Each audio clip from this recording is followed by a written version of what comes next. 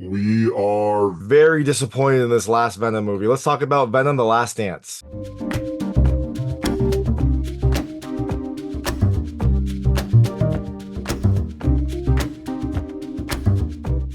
Hey everyone, it's David Stark from Watcher Pass. Today I'm here to talk to you about Venom: The Last Dance, which is coming to theaters on October 25th, 2024. It is the third Venom movie by the name Venom: The Last Dance. It might be the last one, although I guess we'll find out. But is this movie worth your time? Is this movie worth watching? My hot take, and this pains me so much because I love Venom. Venom is my favorite comic book character. I wore my Venom beanie just for this review. I think you should pass on it. Look, the film has entertaining moments. It's got a really fun performance by Tom Hardy and plenty of humor, but the story just feels like a mess and feels stitched together. Doesn't make a ton of sense. Doesn't really make me excited for what's coming next. So, overall, I think you should probably pass on it, which hurts. I am sad that I'm saying you should pass on it because I love Venom.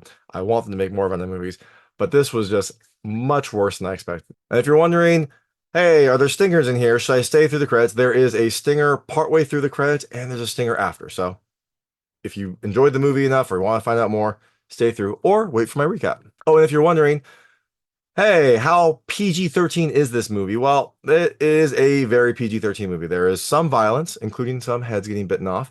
There is a good amount of language, not terrible amount of language, but a good amount of language. And it does have the trademark, you can have one F word. There is one F word in the movie.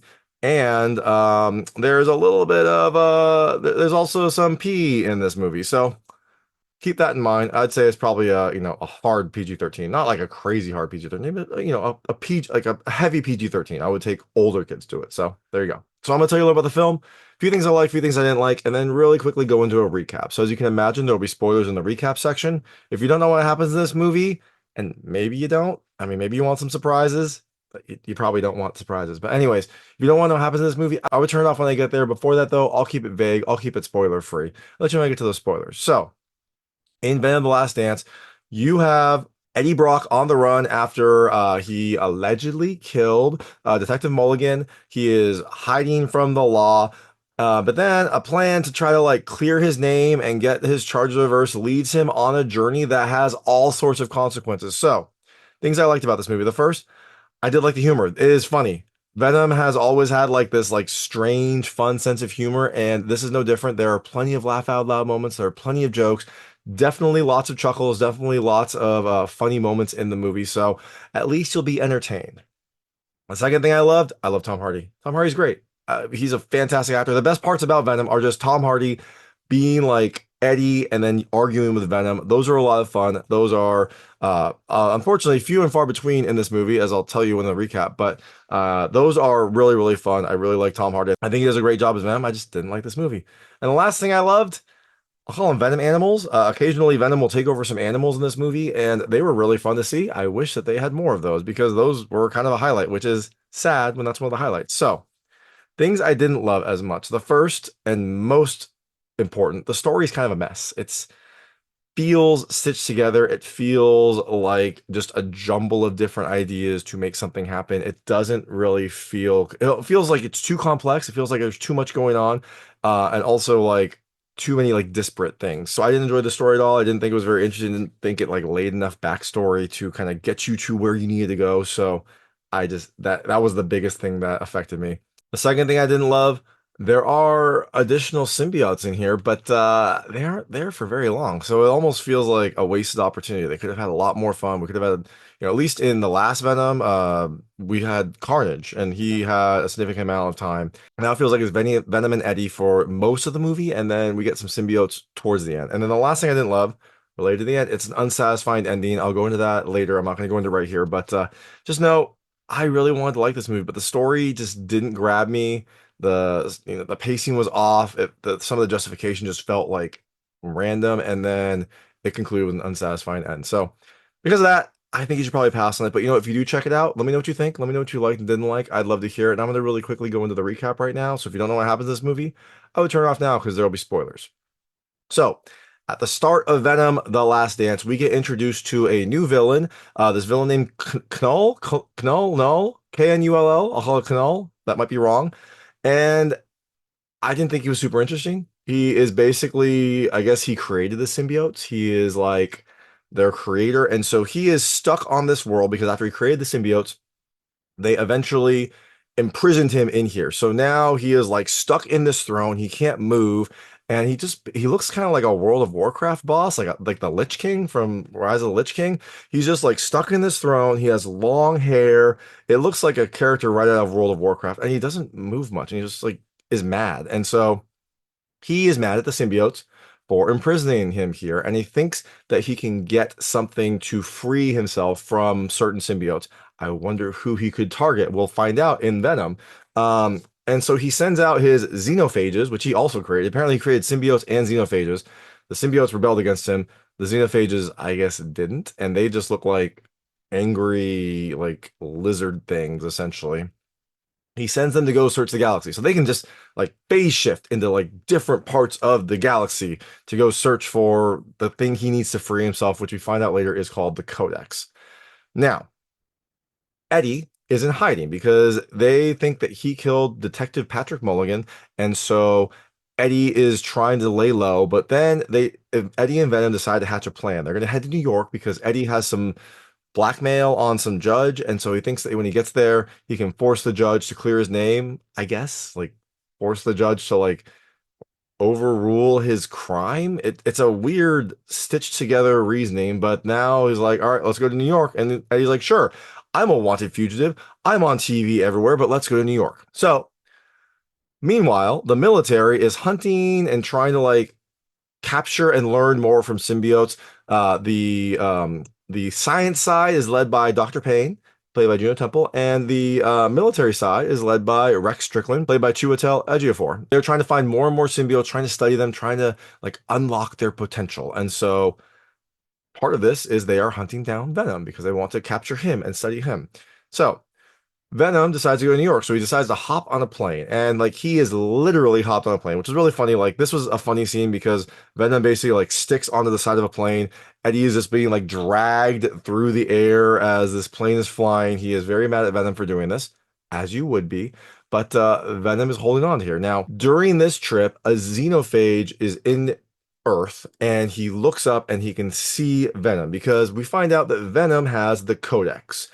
And apparently, if I remember right, because it was very loosely explained, a codex, like the codex, I guess, is born when a like host dies. Like when the host dies and the symbiote brings the host back to life, that creates the codex, I think, or a codex.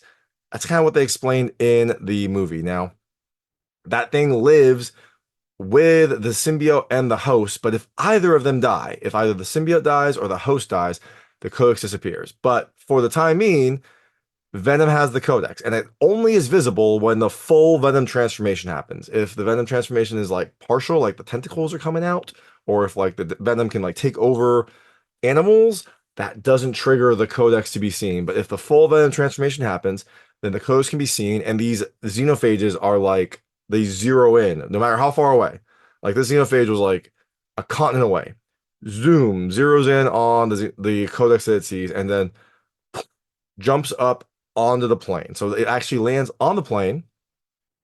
Um, Venom and the Xenophage fight, and eventually Venom is afraid. I guess he knows what this is. I guess he knows it's Xenophage, and so he lets off the plane, and then he hides. He like goes into Eddie. So Eddie Brock is just like free falling from a plane. I don't think he would probably survive. There probably isn't enough oxygen, and also it's probably very, very cold. But he free falls for a bit, and then eventually Venom pops out a Venom parachute to slow his fall. So now Venom has to get to New York without using Venom abilities. So what's he gonna do? Well, the first thing they do is they find a horse, and this is a really fun scene. He like venomizes a horse, takes over the horse, causes it to run very, very fast for a bit during this really fun scene. But eventually, that horse and Venom and Eddie get attacked by the military who are trying to capture Venom. And so they use sonic waves to separate Venom and Eddie. Eddie and Venom jump into a river to try to escape, and the military pursues them as well. And so in there's like a fight between some of the soldiers. Eventually, Eddie has to kill one of the soldiers because she has a gun on him, and she's gonna pull the trigger. So he moves the gun on her, kills her. He feels real bad for it. He didn't really have a choice. Not really much he could do. But Venom is trying to get back to Eddie. So he like takes over a fish and there's a venom fish, and he takes over a frog and there's a venom frog. And this was sadly one of the best parts of the movie. I love these venom monsters, these venom animals. I wish that there were more. There are only three. There is a horse, there's a frog, and there's a fish. I wish that there were a lot more. That would have been much more interesting to have like an army of venom animals fighting. We don't get that. Eventually, there's a waterfall, and Eddie falls off the waterfall, and Venom bonds with Eddie to protect him while he falls. And then, because of this, because he has to get protected, he has to transform into full Venom, which alerts the xenophage, which then comes and attacks Venom. But it's fine because after the waterfall, Venom goes back into Eddie, and so he can't be seen. It's a very much cat and mouse game. Like as soon as he transforms, he's seen. As soon as he untransforms, he can't be seen. It's like the T-Rex in Jurassic Park. It only sees movement. Well, if he doesn't transform, it can't. The xenophage apparently can't see you. But what the xenophage can see are the military people that are around, and so they all start shooting at it. It attacks them. It like kills the remaining three military people, special forces folks, I guess. And the xenophage like has like essentially a wood chipper mouth, so it'll like suck in a person, and then just like blood will shoot out the back of its head, or whatever it's eating will shoot out the back of its head. It feels very destructive. Doesn't feel like a very good monster, but anyways, it shreds the three military people. So now Venom has to continue on his journey, and he eventually meets a hippie family going to Area 51. And so they give Eddie a ride to Vegas because on the way to Area 51, they're going to Area 51 to see aliens. I guess Area 51 is being shut down, and so they want to go see it before it's shut down. Eddie goes to Las Vegas. There he needs money, and he steals some clothes and money from someone, and then Venom decides to play slots. And so he's playing slots. He's really having fun, but he quickly loses all their money. Well, wouldn't you know it, they look just to their left, and winning big at one of the slot machines is Ms. Chen from earlier movies. She ran that like convenience store that kept getting robbed and Venom would protect her. Well, apparently she's in New York and she's doing fantastic. She's winning big. And so she sees Eddie, they hug, they reunite, and she invites them to hang out with her because she's been doing so well that they comped her a suite and like she has all this money.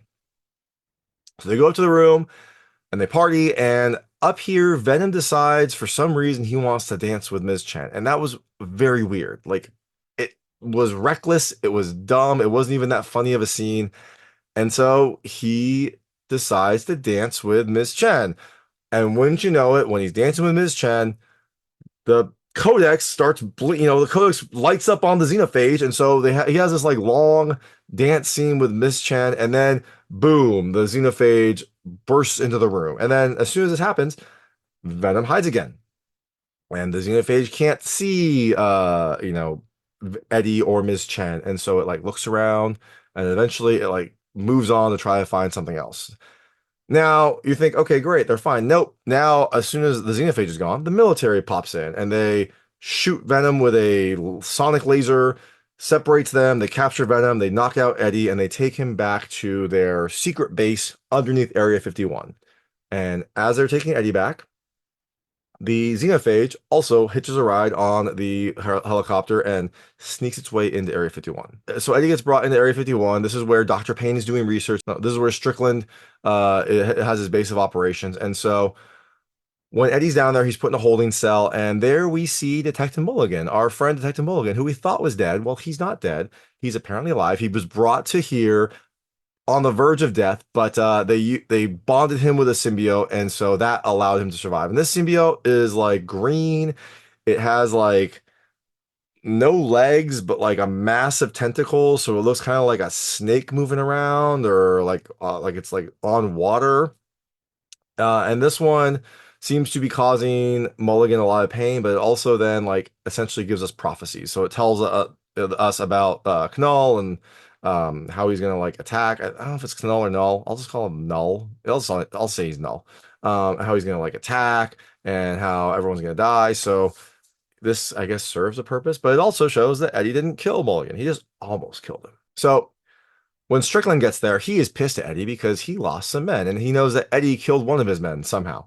And so he decides, like an eye for an eye, he grabs Eddie, takes him out, and he's going to be the executioner, which not good.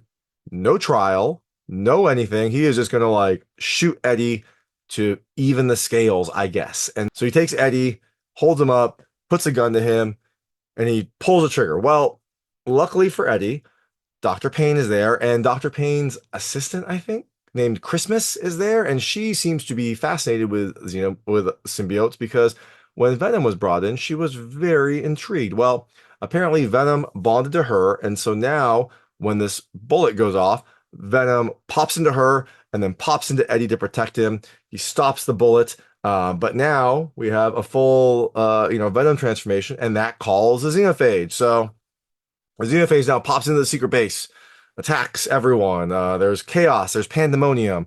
People are fighting, military people are fighting, and eventually they're like, release the symbiotes, we'll be okay. And so they release the symbiotes, the other symbiotes they have stored up, and those symbiotes start bonding with random people to create a whole host of new symbiotes. There were like five of them, I think. There was like a yellow one that was buff. There was like a white one that looked a little bit crazy.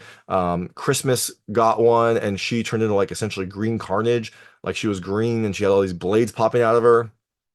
There was Venom as well. He was there, although he's trying to lay low. There was two other ones. There was one that had like a fire symbiote essentially. Like it basically every hit would like cause fire. I think there might have been like a yellow one, like a toxic one. I don't know.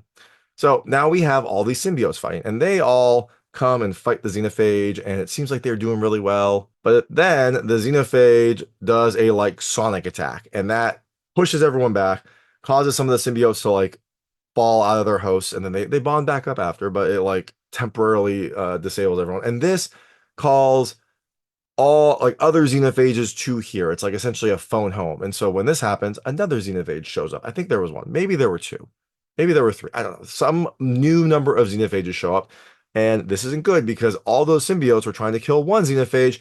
Now we have multiple. Now during one of the fights, Strickland takes a rocket and he just wants to like kill this thing. So he shoots it at the xenophage and it hits the xenophage, blows up, but it also blows up very close to one of the like symbiote bonded hosts. And that burns the symbiote, like causes it to essentially melt and then kills the host. And so Eddie gets really mad at him because like he's being reckless and he killed one of the people.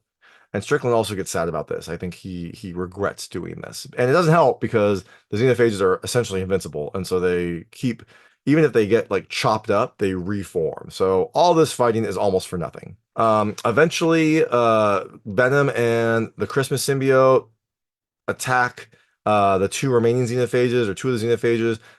They grab helicopter blades and like Venom cuts off the head of one and Christmas cuts off tentacles of another, and so they injure it greatly. But at some point, Venom realizes that these xenophages are just going to keep coming as long as the codex is there. And so they come up with the worst plan ever. I'll tell you what I would have liked to happen later, but basically Venom fully transforms, takes over, Eddie, and goes and like absorbs the xenophages into him. He like grabs them, because apparently he can just grab them at this point, and like absorbs them into him. So it becomes bigger and bigger.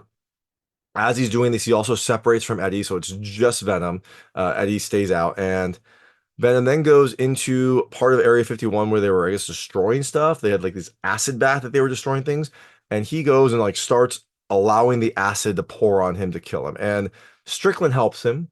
Strickland has to authorize this acid, and so he does this partly, I guess, to repent for killing that person and also being just a general jerk. So Eddie's not here. The acid is spewing down. As this is happening, Venom takes like a piece of like a helicopter door or something and puts it over Eddie to give him some protection. And the acid keeps spewing down. And as this is happening, Payne and Christmas run because they think something bad is going to happen. So they try to run out of Area 51. It takes a couple acid baths. At some point, Venom like breaks the acid baths, have even more acid like pour on him, hurting the xenophages, potentially killing them. I guess we'll see. And eventually Strickland pulls a grenade, lets it go. He blows up. The acid baths blow up. There's a giant explosion. Payne and Christmas are not far enough away, and it seems like they're going to get engulfed in the explosion. But that is when Payne takes this symbiote that she'd been carrying around. It was a piece of venom that they found earlier, and she crushes it and absorbs the symbiote, and it transforms her into like purple symbiote with like really cool long hair and lightning powers because a very big story point that Payne seemed to dwell on a lot is when she was young, her and her brother were walking in a storm on the beach, and like lightning hit her and it transferred from her to her brother, and it killed her brother and left her with like lightning scars. And so I guess ever since then, she's had like lightning powers. I don't think she actually had lightning powers, but the scars were there. And so when she got the symbiote, she got lightning powers, I guess. And so she is now lightning fast, and she had dwelled on that so much all the time. She was thinking about her brother that died years ago, like probably 25 years ago. That was her story. Well, now she has lightning symbiote powers, and so she picks up Christmas and runs out and escapes the explosion. So Venom is dead, and because Venom is dead now, the Codex is gone, and the monsters are dead, but Eddie's still alive. And so we see Eddie. I guess the explosion blew off the door because he is like lying there on the ground, but didn't kill him. And so eventually we see Eddie lying on the ground, and then we see him wake up in a hospital, and there is some four-star general there. I don't know why a four-star general would be in the hospital with Eddie. He would probably send a colonel, probably, maybe a lieutenant colonel, maybe a one star if he wanted to make a scene. But the four-star is there, and he says essentially like you did all this stuff, you avoided disaster, you have the thanks of a grateful nation, and your record is now expunged. But if you say anything about what happened, you'll go back to jail, which seems nuts because like they are closing Area 51. People would be surrounding this place, all sorts of drones and stuff would be watching this. And so we're to believe that like no one saw what happened. No one saw this crazy battle. No one recorded this. And so like no one knows what happens. And Eddie is now the only person maybe alive that knows what happened. And so if he says anything, he's gonna go back to jail. I feel like someone would have other footage, a drone, a satellite, something would have captured this. Anyways, so now Eddie's record is expunged. Eddie is no longer a criminal. He's no longer being suspected of killing Mulligan. And so he then decides to go to New York. And he is finally showing Venom what New York is like, although Venom's not there. He's like doing it symbolically for his friend. His Venom kept talking about how he wanted to see the Statue of Liberty. So the movie ends with like Eddie sitting on a pier looking at the Statue of Liberty. He didn't even go to Staten Island to see the Statue of Liberty up close. He just stood there on a pier to look at the Statue of Liberty far away. And that's the movie. That's how Venom ends. During the credits, there are some additional scenes. Like during the credits, we see some more Venom animals, which is one of the reasons why I wish there were more, because we see like a Venom squirrel, a Venom alligator, a Venom kangaroo, a Venom octopus. There's like 10 different Venom animals we get to see. I would have loved to see like an army of Venom animals attacking these xenophages. That would have been more interesting. And then also during the credits, there is a stinger. There's two stingers. There's one partway through and one at the very end. So the one partway through, we see Null sitting still in prison on his throne, but threatening to destroy our world. So it seems like Null has maybe another plan in place somewhere, and that will at some point activate, and then maybe he will attack. I don't know. We'll see. And then after the credits, we see Cristo Fernandez, who played a bartender at the start of the movie that got kind of like sucked into a multiverse. He emerges and walks around, and we see this like wasteland. It's just a wasteland of a place, and you're like, "Huh, I wonder where he went. I wonder where he is." And as he's walking, you see like some destruction, you see things like that, and then eventually, the camera shows this like glass vial, this broken glass vial, and a little spark pops out there. So it seems like, according to that, some part of Venom is still alive. Some piece of Venom is still alive in that vial, and so maybe that Venom piece could then come eventually and bond back with Eddie, and we could have another Venom character. Maybe. But that is the ending. That is the second stinger. That is the movie.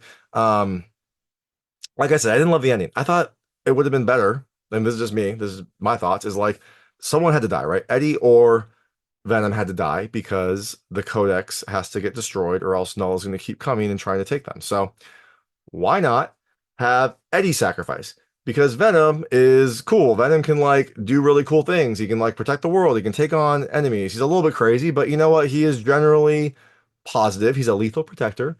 So he should stick around. He should bond to someone else and make like another Venom. Eddie is a fugitive. He doesn't have a job, it seems like. He can't do much on his own. And so it feels like Eddie should be the one that sacrificed himself. And that would allow Venom to like bond onto someone new. We could have a new Venom, a new person to take up the mantle, perhaps give Tom Hardy a break. Even though I love Tom Hardy, I loved having Tom Hardy in it. Maybe give Tom Hardy a break.